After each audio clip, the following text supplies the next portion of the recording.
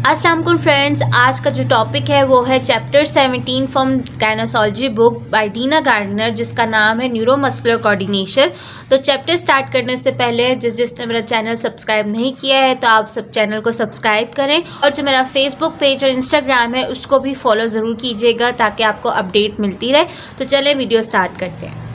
चलें पहले हम देख लेते हैं कि कोऑर्डिनेटेड मूवमेंट्स होता क्या है, कोऑर्डिनेशन का मतलब क्या है। बुक में जो फर्स्ट पैराग्राफ लिखा हुआ है उसमें कोऑर्डिनेशन की डेफिनेशन लिखी है कि कोऑर्डिनेटेड मूवमेंट्स होती क्या है। जब कभी भी हम अपना कोई काम करने लगते हैं, कोई भी मूवमेंट करने लगते हैं, जैसे कि अगर हमने चलना है तो हमारी बॉडी में डिफरेंट ग्रुप ऑफ मसल्स होते हैं, जैसे कि एगोनिस्ट होते हैं, एंटागोनिस्ट होते हैं, सिनर्जिस्ट होते हैं और फिक्सेटर्स होते हैं। ये डिफरेंट ग्रुप ऑफ मसल्स होते हैं और डिफरेंट काम करते हैं। जब ये सारे मसल्स आपस में मिलकर काम करते हैं तो एक पर्पसफुल, एक्यूरेट मूवमेंट और स्मूथ मूवमेंट होती है, उसको हम कहते हैं कि ये कोऑर्डिनेटेड मूवमेंट है। न्यूरोमस्कुलर कोऑर्डिनेशन का मतलब क्या है। न्यूरो का आपको समझ आ जाएगी कि नर्वस सिस्टम है, मस्कुलर का मतलब मसल्स, और कोऑर्डिनेशन का मतलब मैंने आपको बता दिया है, तो आपको डेफिनेशन लिखने में आसानी होगी। अब न्यूरोमस्कुलर कोऑर्डिनेशन की जो डेफिनेशन है वो बुक में मेंशन नहीं है, तो आप ये वाली डेफिनेशन लिख सकते हो। न्यूरोमस्कुलर कोऑर्डिनेशन को हम मोटर कंट्रोल भी कहते हैं और मसल मेमोरी भी कहते हैं। Is the ability of the nervous system to efficiently recruit a muscle or a group of muscle in order to perform a specific task unconsciously. इसका मतलब है कि जो हमारे पास नर्वस सिस्टम होता है वो क्या करता है, वो मसल्स को रिक्रूट करता है, वो मसल को मैसेज सेंड करता है। न्यूरॉन्स जो होते हैं नर्वस सिस्टम में, वो मसल्स को मैसेज देते हैं कि ये फंक्शन करना है, तो वो एक स्पेसिफिक टास्क जो होता है वो परफॉर्म होता है।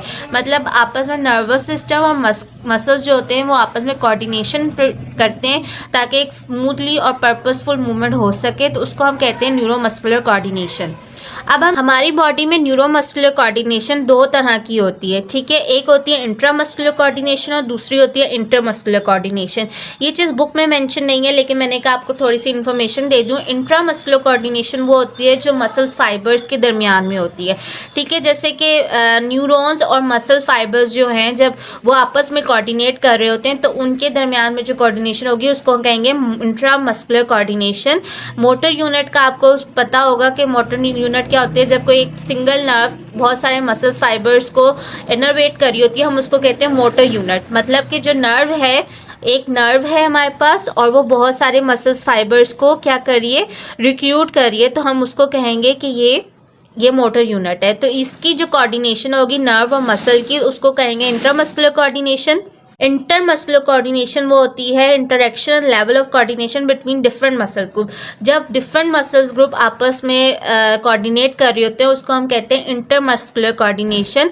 जैसे कि मैंने आप लोगों को बताया कि डिफरेंट मसल्स ग्रुप होते हैं, एगोनिस्ट, एंटागोनिस्ट, सिनर्जिस्ट, फिक्सेटर्स, इनके डिफरेंट फंक्शन होते हैं। इसकी मैंने एक वीडियो बनाई हुई है, उसका लिंक आपको ऊपर शो हो रहा होगा, आप वहाँ से जाके इस वीडियो को देख सकते हैं ताकि आपको पता चल जाए कि ये होते क्या हैं। फिलहाल जो एगोनिस्ट होते हैं उनका काम क्या होता है, वो वर्किंग मसल होते हैं, मतलब जो मूवमेंट करा रहे होते हैं उनको एगोनिस्ट कहते हैं। एंटागोनिस्ट जो ऑपोजिंग मसल होते हैं, जो रिलैक्स हो रहे होते हैं, उनको एंटागोनिस्ट कहते हैं। सिनर्जिस्ट मसल्स वो होते हैं जो कि असिस्ट कर रहे होते हैं एगोनिस्ट मसल्स को, और फिक्सेटर्स वो होते हैं जो स्टेबलाइज करवा रहे होते हैं मूवमेंट को, वो वाले मसल्स को हम फिक्सेटर्स कहते हैं। इसको डिटेल में जानने के लिए आप ऊपर जो लिंक मेंशन है आप उस वीडियो को देखें ताकि आपको ये डिटेल में समझ आ जाए इनके फंक्शंस के बारे में। इनकी एग्जांपल्स भी मैंने उस वीडियो में मेंशन की हुई है। तो ये हमारे पास कुछ इन्फॉर्मेशन थी। अब मैंने आप लोग को बता दिया कि ग्रुप ऑफ मसल्स कौन कौन से होते हैं। मसल्स की हमने बात कर ली, हम अब थोड़े बहुत नर्वस सिस्टम की बात कर लें, न्यूरॉन्स की बात कर लें। नर्वस जो सिस्टम होता है वो कंट्रोल कैसे हो रहा होता है, उसमें हमारे पास यहाँ पे 4 पॉइंट्स मेंशन है। सबसे पहले जो पॉइंट है वो मोटर पाथवे। मोटर पाथवे उसको कहते हैं जब ब्रेन जो होता है मसल को मैसेज दे रहा होता है कि ये मूवमेंट परफॉर्म करनी है, तो उसको हम कहते हैं कि ये मोटर पाथवे, ठीक है। यहाँ पे मैंने पूरा एक पाथवे मेंशन किया हुआ है कि आपके पास जब कोई भी चीज़ आप टच करते हो तो क्या होता है, एफरेंट इम्पल्सेस जो होती हैं वो सिग्नल लेके ब्रेन की तरफ जाती हैं, जिसको हम कहते हैं सेंसरी पाथवे। जो ब्रेन होता है वो इफरेंट इम्पल्सेस जो होती हैं वो सिग्नल लेके ब्रेन से वो मसल्स की तरफ लेकर आती हैं सिग्नल को, उसको हम कहते हैं मोटर पाथवे, ताकि एक जो मूवमेंट है वो प्रोड्यूस हो सके, तो इसको हम कहते हैं मोटर पाथवे। इस तरह से नर्वस और मसल सिस्टम जो होता है वो कंट्रोल हो रहा होता है। फिर दूसरा हमारे पास होता है सेरेब्रल कॉर्टेक्स। सेरेब्रल कॉर्टेक्स जो होती है, सेरेब्रम हमारे ब्रेन में एक पार्ट होता है सेरेब्रम, जो कि largest area of the brain है। ये आपको ऐसे एमसीक्यूज भी आ सकता है कि what is the largest area of the brain. जो तो वो है सेरिब्रम। सेरिब्रम की जो आउटर लेयर होती है, टॉप लेयर जो होती है, उसको हम कहते हैं सेरिब्रल कॉर्टेक्स। सेरिब्रल कॉर्टेक्स का काम क्या होता है कि ये हमारे पास वॉलंटरी मूवमेंट को इनिशिएट करवाती है। जब भी कोई सेंसरी स्टिमुलस आता है तो हमारे पास वॉलंटरी मूवमेंट जो होती है इनिशिएट होती हैं।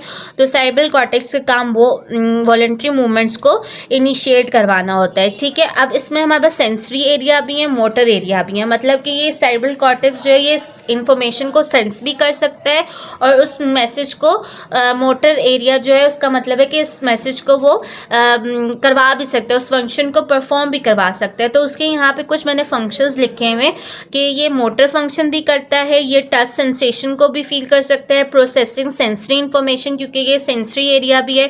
फिर इसमें लैंग्वेज प्रोसेसिंग भी हो सकती है, प्लानिंग का मतलब कि जो सेरिब्रल कॉर्टेक्स जो है वो प्लानिंग में भी हेल्प करता है। जो हम मूवमेंट्स कर रहे होते हैं उसका एक पैटर्न होता है, उसकी प्लानिंग में हेल्प करता है, ऑर्गेनाइजेशन में हेल्प करता है, और फिर ये डिटर्मिनिंग इंटेलिजेंस और डिटर्मिनिंग पर्सनालिटी में भी हेल्प करता है सेरिब्रल कॉर्टेक्स। और जो हमारे पास मेमोरीज होती हैं डिफरेंट पैटर्न्स की, वो हमारे ब्रेन में स्टोर रहती हैं, तो उसके बेस पे भी ये मूवमेंट्स को जो है सेरिब्रल कॉर्टेक्स प्लान करता है।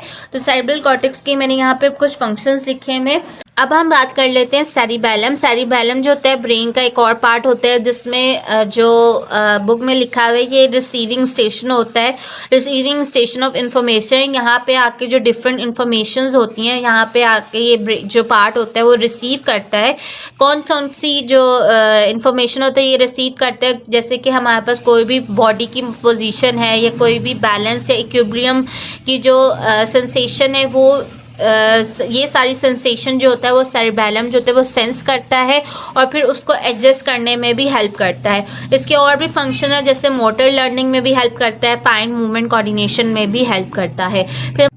फिर हमारे पास काइनेस्थेटिक सेंसेशंस आ जाती हैं। इसका मतलब ये होता है कि कोई भी काइनेस्थेटिक का मतलब कि सेंस ऑफ पोजीशन और मूवमेंट ऑफ द बॉडी। जैसे कि हमारी कोई भी मूवमेंट बॉडी की जो अगर हमने मूवमेंट चेंज किया या हमने अपनी लिम्ब जो हमारे हाथ हैं, लिम्ब का था हाथ पाँव जो है हमारे, अगर हमने उनकी पोजीशन को चेंज किया है तो ये जो सेंसेशन होती हैं ये सेंस करती हैं कि इस वक्त हमारी बॉडी की मूवमेंट कहाँ पे किस पोजीशन में है। तो ये सारी जो सेंसेशन होती हैं वो हमारे पास उसको हम कहते हैं काइनेस्थेटिक सेंसेशन।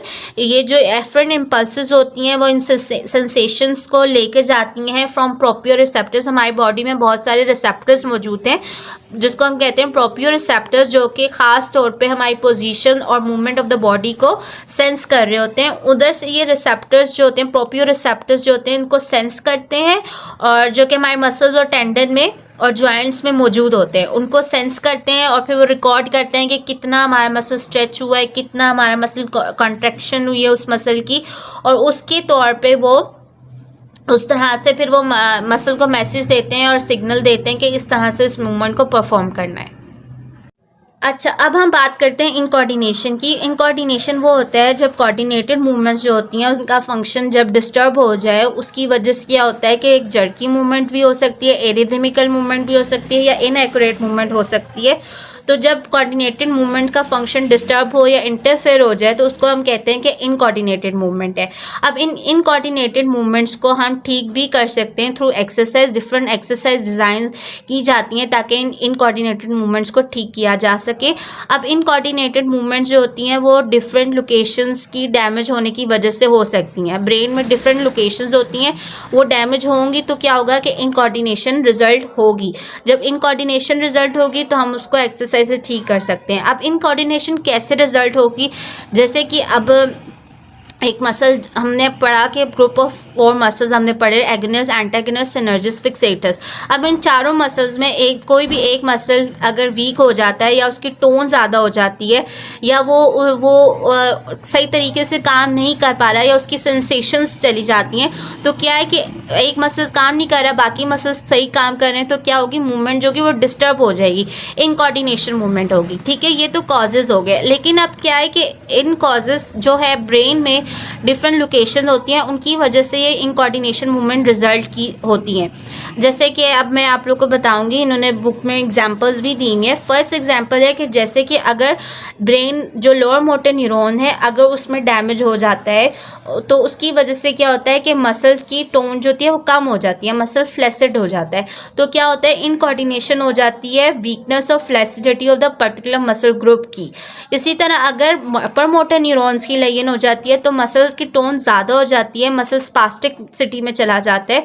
तो इसका मतलब दूसरी एग्जाम्पल है incoordination associated with spasticity of the muscles.